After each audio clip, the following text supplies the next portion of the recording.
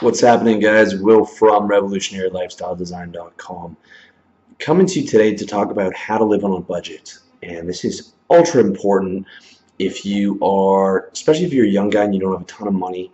You have to live on a budget to stop yourself from getting into these debt spirals and all these ways that people live in our society they live on debt and causes all kinds of stress.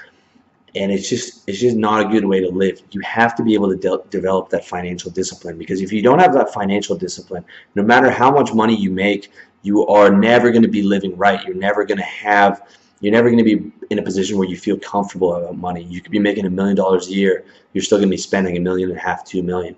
Okay, so this is ultra important, and I'm going to give you the simplest, most practical budget that I know of. And it doesn't involve any fancy software or anything like that. I've tested them all. I've used mint.com, and I just found this so much easier. Okay, this is ultra simple. You can do this in 20 minutes. Okay, watch the video, listen to the audio, and literally after this video, sit down 20 minutes. You can get a budget and financial discipline for the rest of your life. Okay, here's how it looks.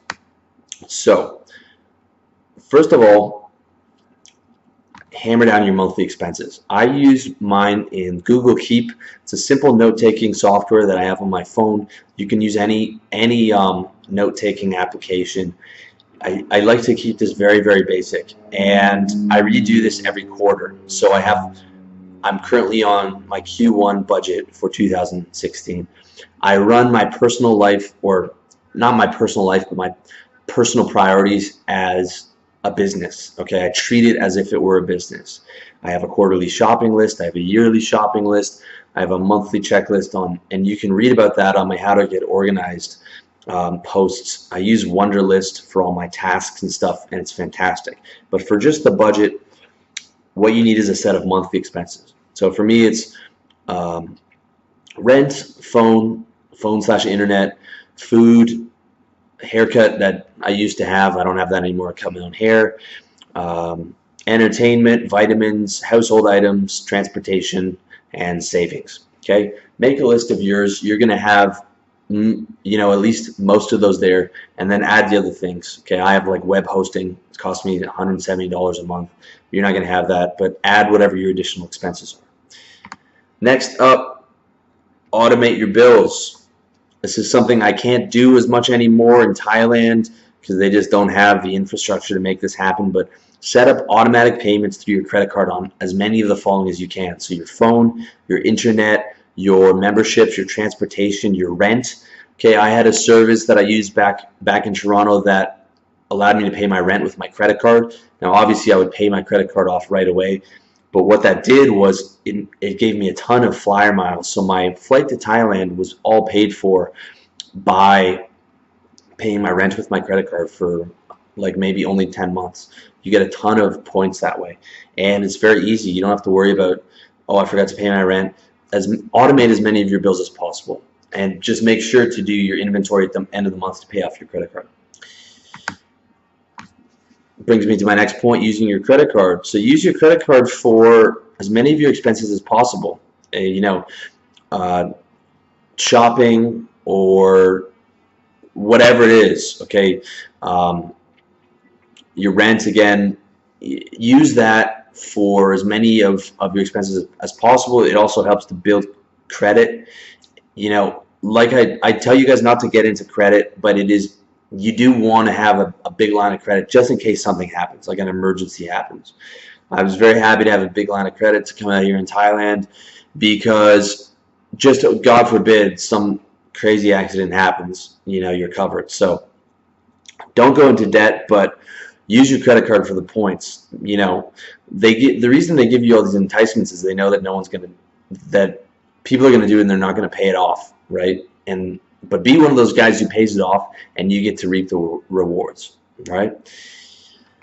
Managing entertainment expenses, okay? Here's a good way to do it. When you go out for a night, only take the amount of money that you're willing to spend. So you're going out for the night, you're taking out $100, whatever, and that's all you're going to spend. When that money's gone, you're going home, right? Don't let it blow out into $300 or whatever it is. Manage your expenses. This includes for anything, okay? Whatever your leak is, like if you're going to Future Shop or Best Buy, as they have in the US, and you know that's your weak spot, like that for me could be a weak spot. So just instead of bringing a credit card, bring cash and bring, so that's you're only going to spend that much, right? This is a ultra. If you have a habit of going to this, like the strip clubs or something, oh my God, this is even more important. Do not bring a credit card or something like that to the strip club. Bring whatever it is that you feel like can get away from you. Bring only the amount of cash that you need for that particular expense and for that night. Another good reason to have cash on hand is to cover the cabs and tips and cover charge and all that stuff. Here in Thailand, it's a cash-based economy, so I take out 5,000 baht a month or a week, which is like 150 or $200. And then I have all my expenses for that week. That's a good thing for you to do, is take out whatever your cash expenses are for that week. Take it out, and you can have it as on your weekly chore list every Sunday or whatever. That's what I do. Go to the bank, take out the money you need, and that's for entertainment or whatever. And when that money's gone, you got to go home. So like if you spent too much one night, then you can't go out the other night. And that's how you stick to your discipline. So whatever your cash allowance is for that week, take it out for the week. And if you're going over that limit, then that week is done, and your entertainment for that week is done. You got to cancel whatever that plan would be, because that's how things spiral out of control if you don't do that. And lastly, like I said, Google Keep is the what you use for your quarterly expenses. And basically that's it. Have a look though at my how to get organized stuff in the mind section of revolutionarylifestyledesign.com, or check the videos, because I do my shopping in bulk for every quarter.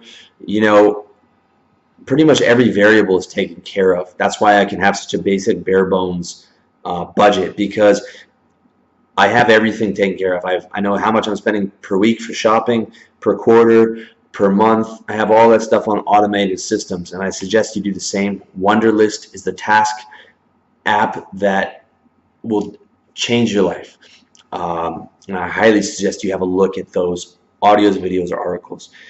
That's it, boys. Thank you as always for watching, and I wish you all the best in your personal development.